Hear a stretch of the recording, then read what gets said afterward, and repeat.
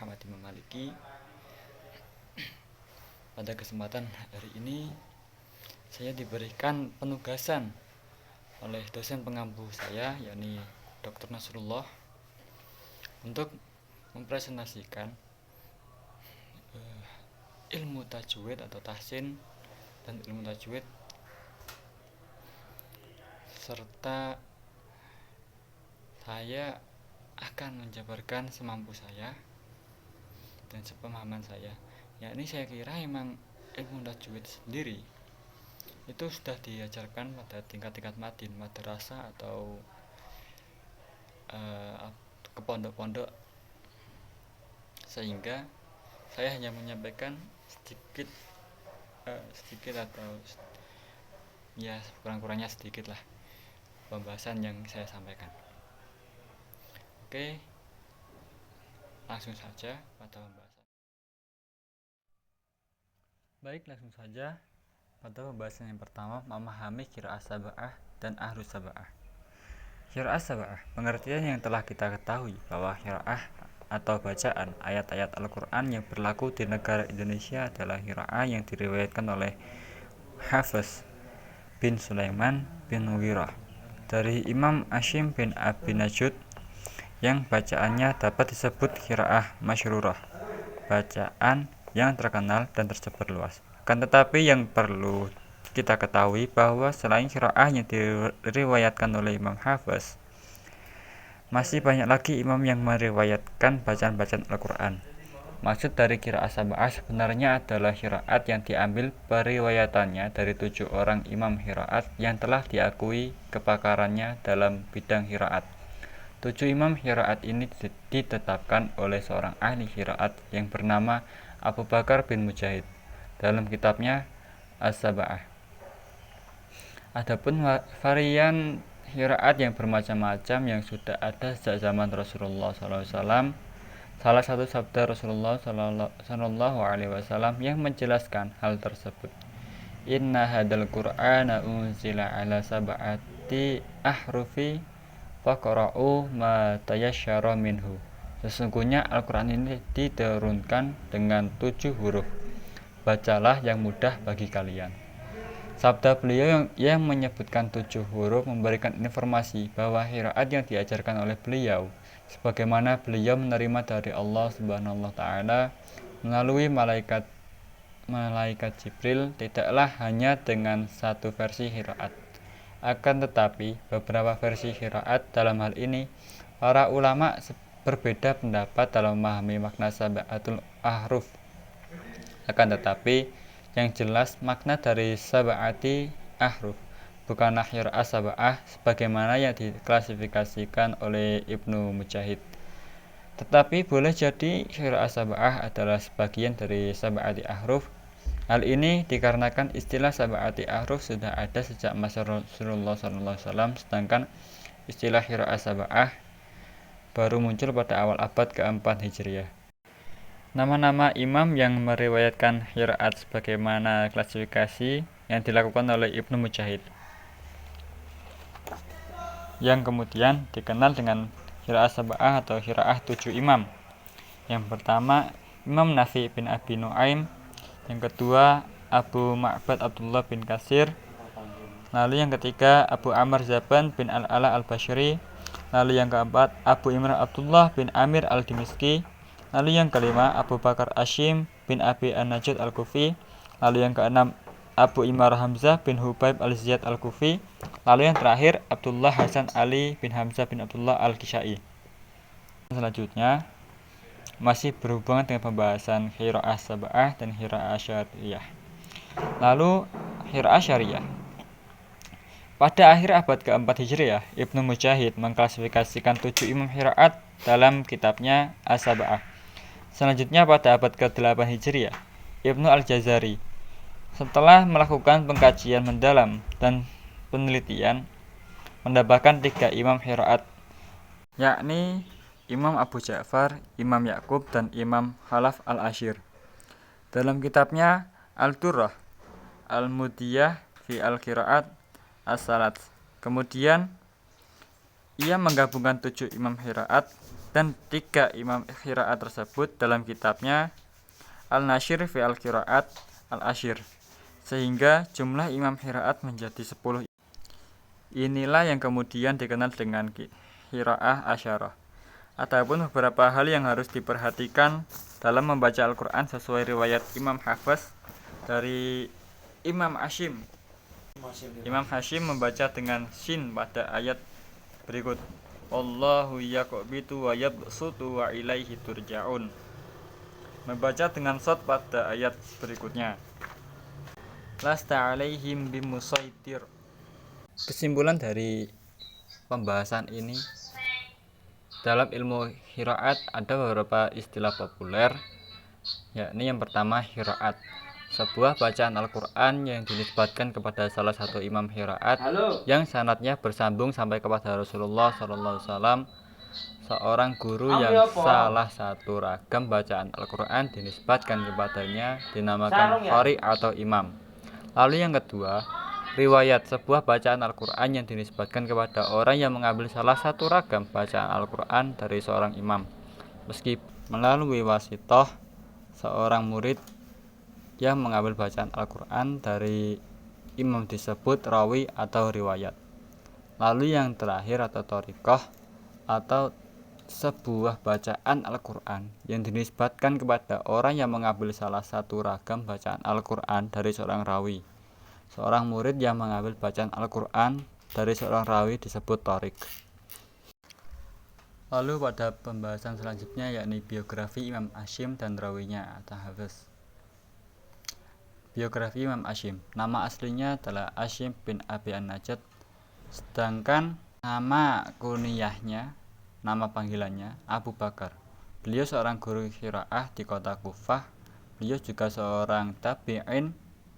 Sanad Imam Hashim dalam qiraat sampai pada Abdullah bin Mas'ud dan Ali bin Abi Thalib radhiyallahu anhu. Dan beliau juga membaca qiraah pada Jahri bin Hubayshi dari Abdullah bin Mas'ud radhiyallahu anhu.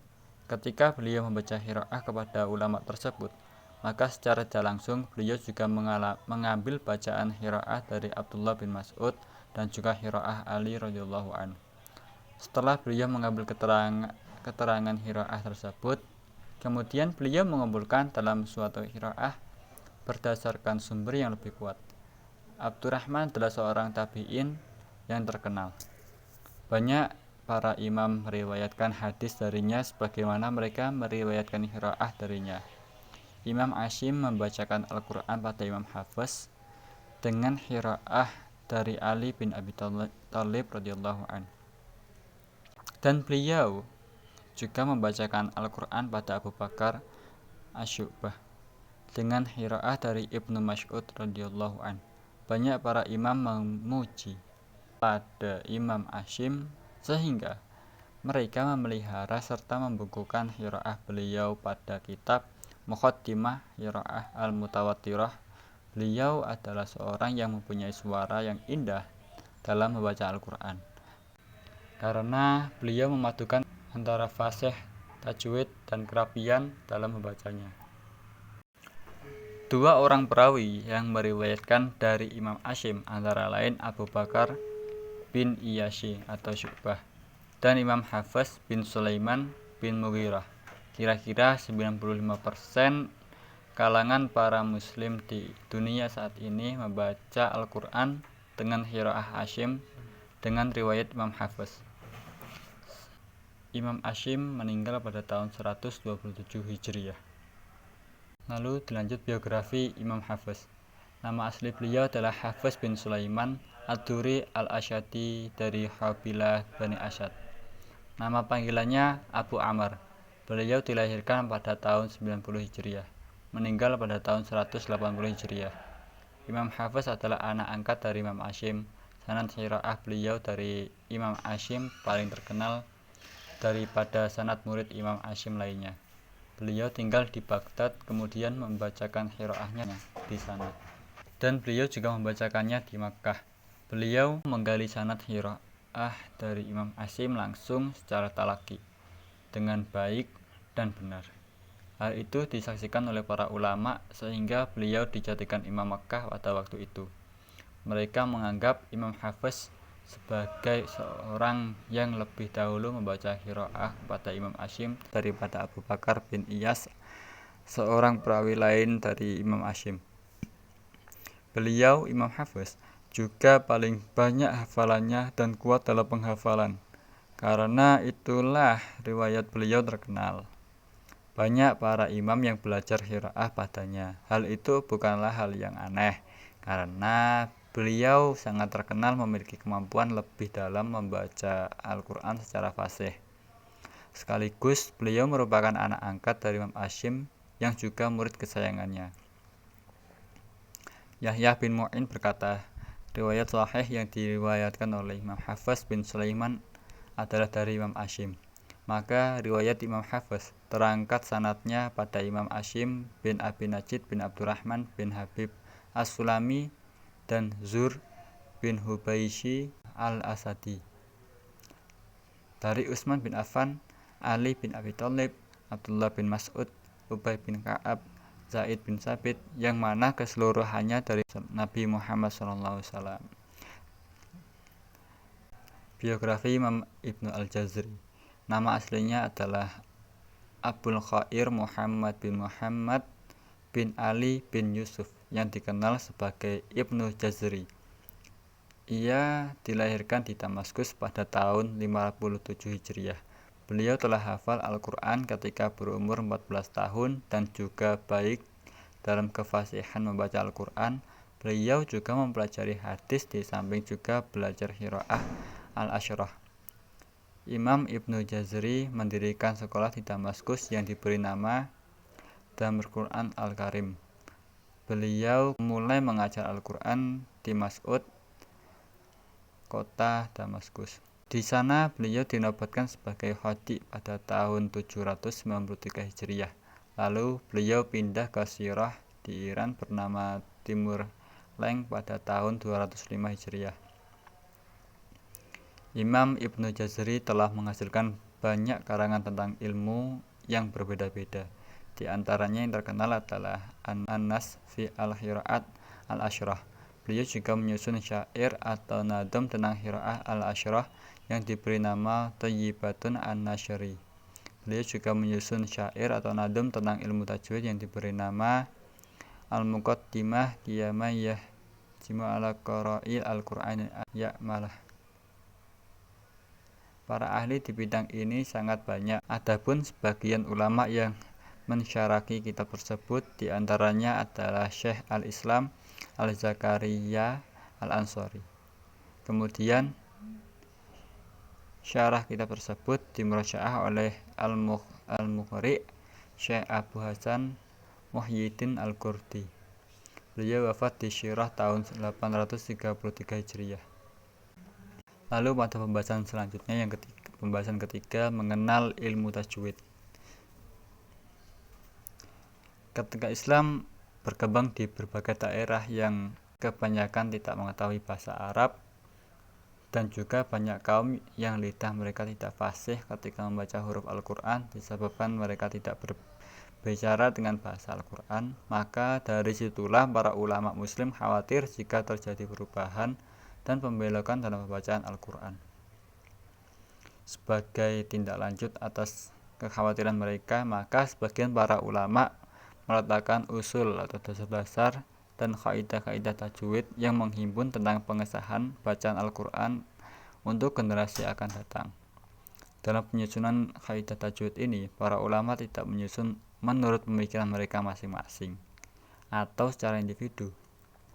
Akan tetapi terlebih dahulu mereka melakukan penelitian pada setiap lidah para qurra yang benar-benar fasih dalam membaca Al-Quran sebagaimana mereka belajar Al-Quran secara langsung atau secara talaki dari Rasulullah SAW.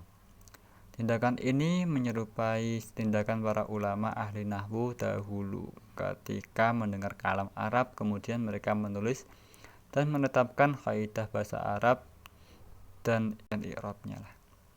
Tidak diragukan lagi bahwasanya hukum tajwid bukanlah ciptaan menurut lidah orang Arab. Maka ketika orang Arab mengetahui tentang hukum tajwid, mereka dapat membaca idgham, iqlab, ikhfa, idhar dan sebagainya. Kaidah ilmu tajwid ini telah memberi faedah serta manfaat dalam menjaga kemurnian kitab Al-Quran sampai kepada kita dalam keadaan selamat dari pembelokan dan perubahan baik isi maupun cara bacaannya sebagaimana ia diturunkan. Definisi tajwid. Menurut etimologi, membaguskan, memperindah. Menurut terminologi, berarti membaca Al-Quran dengan memberikan setiap huruf akan haknya dari segi makhraj, sifat, dan harokatnya. Lalu makhraj huruf. Makhraj huruf ini tempat yang mengeluarkan suara huruf atau tempat keluarnya suara huruf, sehingga dapat dibedakan huruf satu dengan huruf yang lainnya. Lalu sifat-sifat huruf, yaitu suatu cara untuk melafazkan huruf dan membedakan dari huruf satu dengan huruf yang lainnya dari segi sifatnya, sehingga huruf isba, hams, istilah, istilah atau yang lainnya seperti yang lainnya itu dapat dibedakan dari huruf yang satu dengan huruf yang lainnya. Lalu pengambilan ilmu tajwid. Yang dimaksud di sini adalah dengan cara pertama mendengar dari guru atau mutakin yang bersambung sanadnya bacaannya sampai ke Rasulullah. Lalu yang kedua, seorang murid membaca Al-Quran di hadapan guru, lalu tashih langsung oleh beliau. Menggabungkan dua cara di atas, yaitu guru membaca Al-Quran, lalu murid menirukannya. Ini merupakan cara yang paling ideal. Imam Bukhari, Imam Muslim, Imam Al-Tirmizi, Imam An-Nasai, dan Imam Ahmad meriwayatkan sebuah hadis an Anas bin Malik radhiyallahu anhu qala Nabi sallallahu alaihi wasallam liubayyin innallaha amarani aqra alaika lam yakunil ladina kafaru.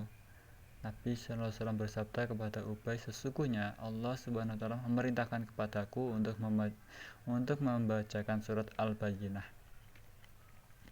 Hadis tersebut menurut Imam Abu Amr Al-Dani merupakan dasar yang kuat sebagai cara pengambilan dan belajar ilmu tajwid, yaitu dengan cara mendengar bacaan dari guru sebagaimana yang dilakukan oleh Rasul kepada sahabat Ubay. Nabi SAW membacakan Al-Quran di hadapan sahabat Ubay agar beliau mendengar dan belajar bagaimana Al-Quran diucapkan.